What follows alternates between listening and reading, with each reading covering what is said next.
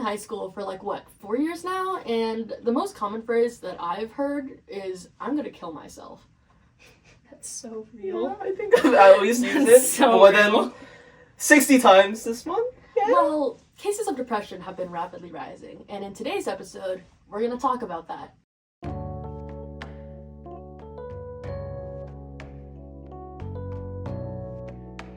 So in today's episode, we're talking about SSRIs and their benefit to society and why they should not be restricted.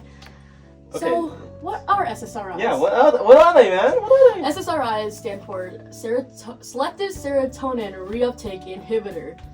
Right? Whoa. And so, my argument is that they should not be restricted because they are an important medicine to 332 million people around the world. And why is that?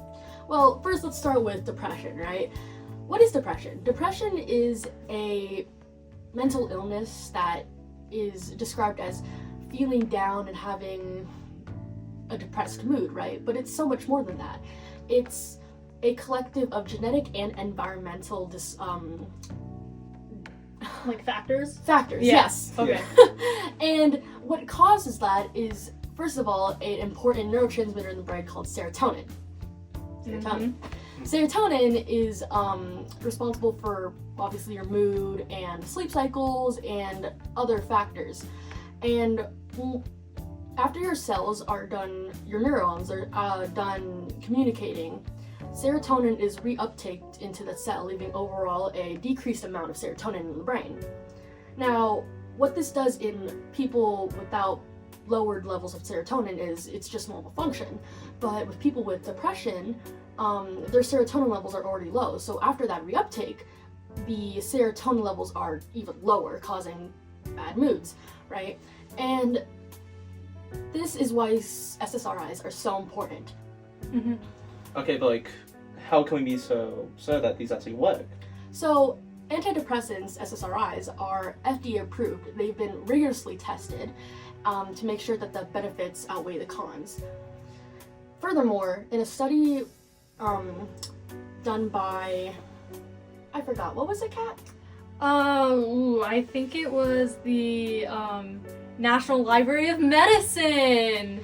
Right, so in this study, 200 people with depression were in this study. 100 people were given SSRIs and 100 without. The results showed that people who were given SSRIs showed significant amounts of improvement with their depressive episodes. Okay, so I know some people have issues with these medications because they're not natural. Well, neither are a lot of medications, and specifically synthetic insulin. And we don't tell these people with diabetes to just stop taking their synthetic insulin. Yeah, but I mean, we're messing with the brain. That's already something we don't know a lot about. So isn't it just better to err on the side of caution? See, this is the job of doctors, right? Doctors are trained professionals who screen and test patients before prescribing these medications to the patients. Mm-hmm. But if we just hand them out, then people who don't need them will get them. Again, back to what I was saying, prescriptions aren't just handed out. We screen people, doctors specifically screen people, and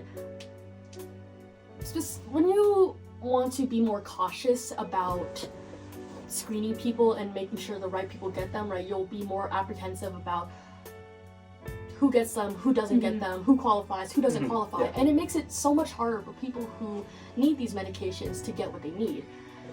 People will go to great lengths to get the help that they need, right? And if they don't, they will go to great measures again, maybe potentially suicide. And that's something that we want to avoid by making these medications available, although, doctors do need to prescribe them. Yeah, like you said earlier, I know depression's on the rise. It was 332 million people, and I know it's affecting a lot of people. I know it's affected you, it's affected me. So what can people like us and our classmates do to help people with depression? I think the best thing overall that everyday people can do in their daily lives is to not follow the stigmas that are predispositioned. Just thinking that depression is something that, oh, you're just feeling down, you're just feeling a little sad, you know, and you'll get over it. It's not that simple for a lot of people.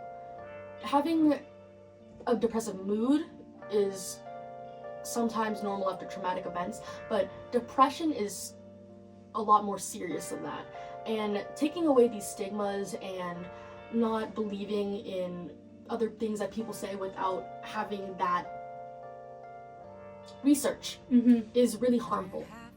And people out here that are struggling, they're not just a statistic, they're real people that we need to be aware of and need to be cautious of. Therefore, SSRIs should not be restricted.